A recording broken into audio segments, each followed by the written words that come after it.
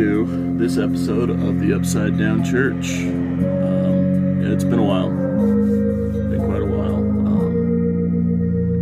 2022 was a shitty year to say the least. A lot of grief in my family. And yeah, I don't want to dive too much into that, but that's kind of just all the shit going on in my personal life. It's kind of what has kept me away from YouTube for the most part of 2022. Just haven't felt like doing anything, but I'm back, feeling motivated. Got a lot of ideas going on for some videos. Planning on jumping in on the metal tag train this next week sometime. Gonna do some end of the year stuff, and also got a massive VCLT from Classy Lonnie. So as soon as I can get around to it, finish digesting that insane package you sent to me, Lonnie, I'll be posting a video up here. I know people don't expect that from, and that's not the reason people send VCLT, but figure if you're kind enough to send it to me, I can at least make an effort to spread some love about the music you sent me, and maybe promote it on my channel. But anyways, main reason for this video today is I wanted to kind of premiere, as you guys have already seen. I got a new logo for the channel. A logo period. I didn't have a previous one, but yeah, I got a logo. You've seen it, pretty killer. This was done by Justin over at Vestmon's Blood Box. Absolutely killer illustrator. He completely surpassed my expectations, and went above and beyond with this logo. It's probably not the best client. I didn't give him a ton of kind of direction on where to go with this. Right shortly after I reached out to him to get this done, my dad passed away, so I wasn't really even worried or in the headspace of worrying about that logo. But yeah, he absolutely rocked it. Reach out to him if you've got any kind of illustration that you want done. He's did a fantastic logo for Yori's side project from Nephrins, his side project Hyolith. He rocked that logo. He did a killer t-shirt design for Heavy Metallurgy. Yeah, he's doing tons of killer art right now. But yeah, go check out his channel as well. He's not super active, but he does post killer content when he does, and I'll have his channel linked, and probably his Instagram as well, in the description.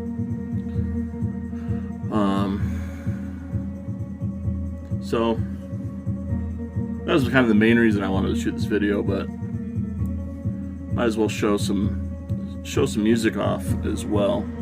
I figured, just got a handful of kind of hodgepodge albums I just felt like showing today. First off, in the background, hopefully the sound's okay. I just got this in. This is Fen Walker, Fare Thee Well Battle Winds. And it's got some killer, speaking of killer artwork, this cover rules,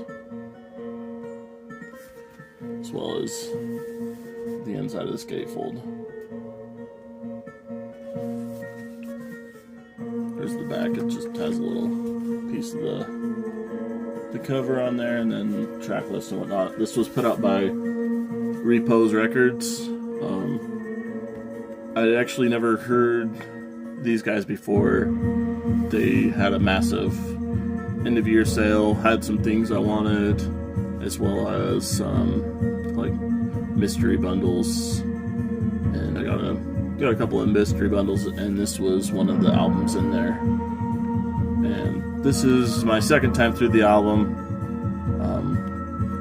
It's pretty killer, kind of. It's kind of in that dungeon synth genre. It's not as kind of,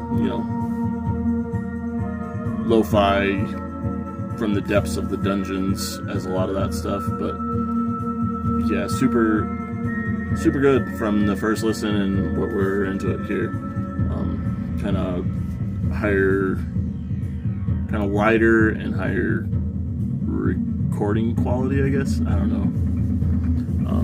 But yeah, you like it, go check it out. There's plenty of, I'm sure you can find a copy of this. These guys are from Portland, Oregon. I'm not sure if it's but yeah, it's the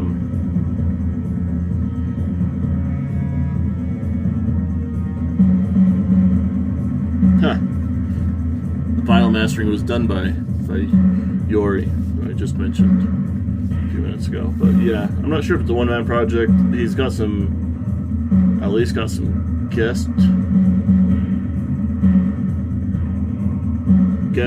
work on here, but yeah, super good. Next up, got a couple of, they're like these, I think they call them audiobooks.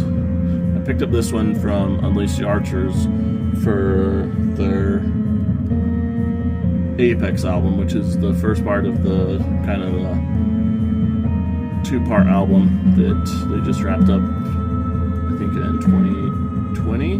This one, the second one came out. This one came out in, I think, 2017. I picked this up because the vinyl has been out of print and goes for crazy prices. I wanted to get it on vinyl, but this is probably better based on the amount of content you get in here. You get the CD as well as an instrumental CD. Huge booklet in here with kind of interview stuff. Kind of tells the story as well of this concept album. Band pictures, some various artworks and whatnot. Band picture, but yeah, this one's killer.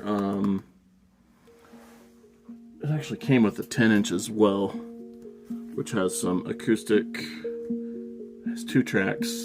I think they're both acoustic tracks, renditions of songs off of this album. But yeah, awesome. I'm kind of bummed I missed out on grabbing the audiobook for the second, which would be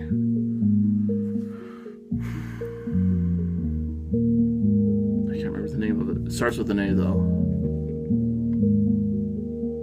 I think. But yeah, bummed I didn't grab the audiobook when that was out for that one. But nice to have them in a pair, especially with the story and everything in it. But yeah, then I got another one of these audiobooks. I think we call them earbooks. This one is by the Australian DSBM black metal band.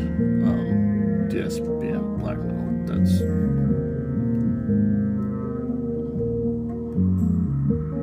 don't know why I said that, but yeah, DSBM. Austere. This is called Towards the Great Unknown. It's a compilation featuring Withering Illusions and Desolation, their first full length, on CD1, and then CD2 is a compilation of their two splits, but just with their material. Only the Wind Remembers and Bleak are the names of the splits. Then the second full-length album, To Lay Like Old Ashes, which is my favorite of their material. And then there's a 4th CD with some bonus material, kind of re-recordings and reworkings of previous stuff that they put together in 2022. They were defunct for quite some time, and they just reformed back recently. They've got a 3rd full length on the way. Haven't seen a release date or anything on that, but it's supposed to be coming out soon. Apparently they're already working on their 4th full length. But yeah, killer, one of the best of the genre out there. Killer stuff. There's a sense of like beauty underneath all of the, the classic depressive sadness that you get with these kind of bands, but this has a real sense of like undertones of beauty with it, if that makes sense. Definitely worth checking Austere out if you have not. These next two you have probably seen quite a bit lately, but I felt like showing them. You got Night in Love and Pale Swordsman by the Ukrainian one-man project Këkht Aräkh. That's how I'm going to pronounce it. That's how I'll pronounce it. I don't know if that's the right pronunciation, but that's my pronunciation. Pretty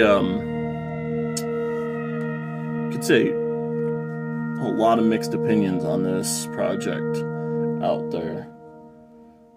Very hyped. Got very hyped. I think a lot of people kind of jumped on the hype train for these guys. I don't know, for this guy. I don't see how. I mean, this sounds kind of ridiculous coming from somebody who likes it a lot, but I don't see how that many people enjoy the style. This kind of, look at this.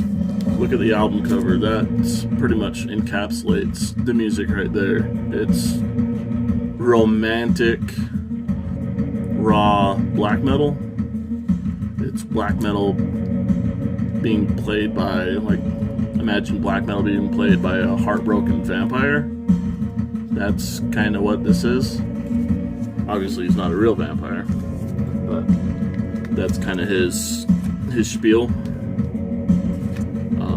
But yeah, I really, really enjoy this take, but I just don't see. I think a lot of people are on the hype train for this guy. It's a very niche sound that I think. I mean, maybe people really do like him this much. There's that many people that really enjoy this sound, but I don't know. I hope that what I'm saying there makes sense. It's, yeah. I don't know how to say it different. But yeah, that Pale Swordsman album was a 21 release. It probably would rank in my top 10 of the year. Then got two more. These are Grails. Got my hands on Panopticon's Kentucky. This is at least a top 2, if not my favorite, Panopticon album. How I got this was Binder posted some of these up in their web shop that were distro stock that got returned, I think, due to damage.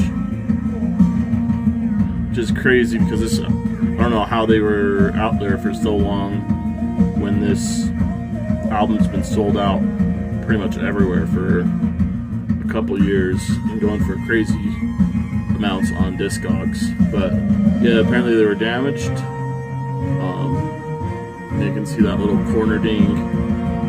When I saw the description, I was expecting much worse than just the single corner ding. So I am absolutely tickled to death to get my hands on this. Apparently, I think there's a new pressing coming out this year, but I'm happy to get my hands on this one, and I will probably still pick up the new pressing.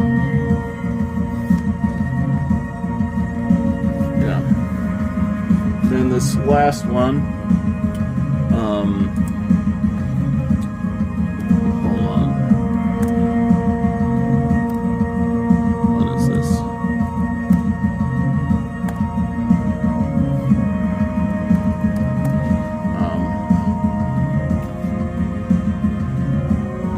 Saturnus, Veronica Decides to Die, which is, what the heck? Sorry, I'm getting pop-ups on the computer.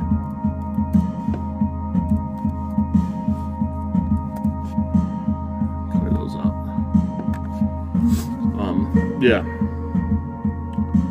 Saturnus, Veronica Decides to Die. This was put out by Prophecy.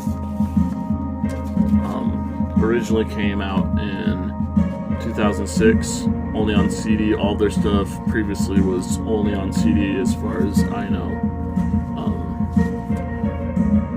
Hopefully this isn't the only album they're putting out on vinyl, because I absolutely adore this band. This is Death Doom, more in that kind of gothic melodic spectrum, not like the like Asphyx side of Death Doom, that those heavier, more to the death metal. This is more to the doom side, kind of from that Paradise Lost, My Dying Bride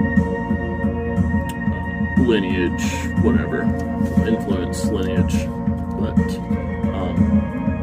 second favorite Saturnus album, favorite would be Paradise Belongs to You. That album is like a 10 out of 10 in my book. This one's like a 9.5 out of 10.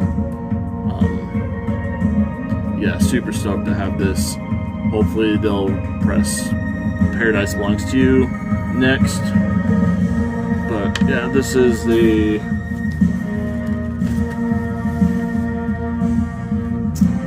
silver with a little bit of like I think it's got a little tinges of like black splatter on it.